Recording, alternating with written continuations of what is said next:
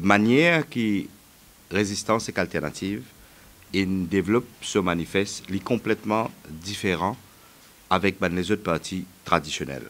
Le manifeste électoral de résistance et alternative, il n'est pas contenir une promesse. Il contenir une grande vision pour la transformation société mauricienne. Nous propose la plus grande transformation et la plus grande démocratisation post-indépendance pour nos pays. Nous besoin dire que le manifeste de résistance et alternative, manifeste papillon, il pas sorti dans la tête des trois Dimoun, il pas sorti dans la tête des trois technocrates et employés pour élection, pour produire un manifeste, les fruits de ban combat. L'alternative qui nous peut présenter, les produits de la résistance qui nous l'a mené. Nous pouvons mettre le manifeste en ligne ce soir, là nous passe Facebook, nous pouvons aussi mettre en ligne sur le site web. Et il y a un manifeste d'une 50aine de pages pour montrer grandeur vision qui nous est là. Et dans la version simplifiée qui nous peut distribuer dans les circonscriptions, dans différentes circonscriptions. Donc, les composés des 5 parties, donc il y a 5 piliers dans lesquels nous pouvons reposer. C'est pour une république non communale et séculière.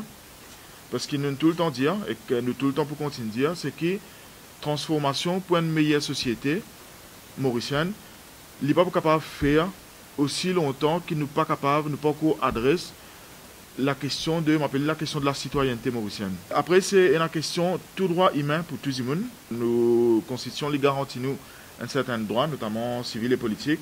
Mais là, nous peut cause un droit économique, social, culturel, tel qu'il est reconnu par les Nations Unies. Pour la démocratisation de la société et l'inclusion des principes de démocratie participative.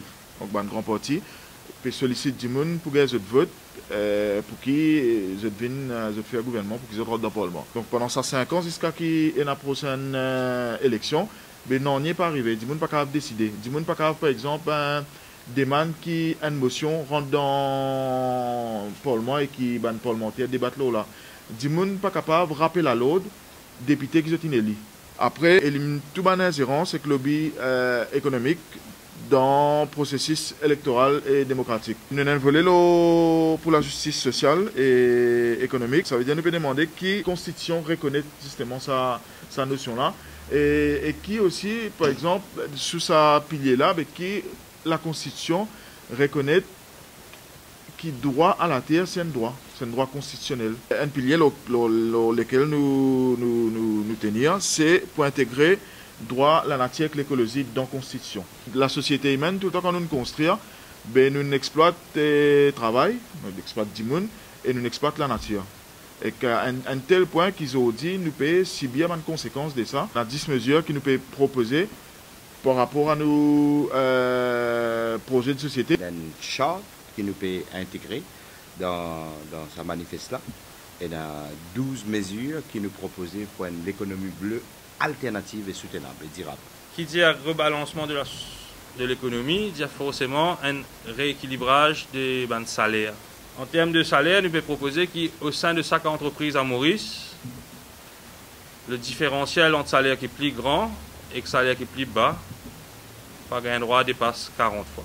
En même temps, pour reconnaître que chaque monde qui travaille mérite un vie décent, Résistance et Alternative propose le salaire minimum. Le salaire minimum pour vivre un vie décent à Maurice est de 14 000 roupies par personne. Mais nous reconnaître qu'il est pour compliqué pour l'économie d'un seul coup de sortir depuis un salaire, disons, de 5, 6 000, 7 000 roupies, et un seul coup de vivre de 14 000 roupies. L'ambition à long terme, c'est d'indexer le salaire de tout le monde qui travaille, le salaire minimum pour vivre une vie décente, ce qu'on appelle un living wage. Mais en mesure de transition, on peut dire que le salaire minimum il pour besoin être de 10 000 roupies. Quand le dynamisme de ce salaire minimum-là prend, à la longue, nous pousse vers le salaire de living wage qui est actuellement de 14 000 roupies.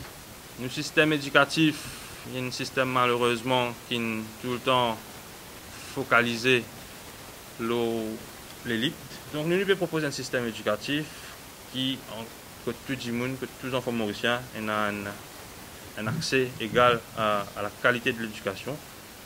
Mais aussi nous privilégier une attention spéciale pour les enfants mauriciens qui, peut-être de par notre background familial ou notre condition économique, pas gagner l'accès à une éducation méritante.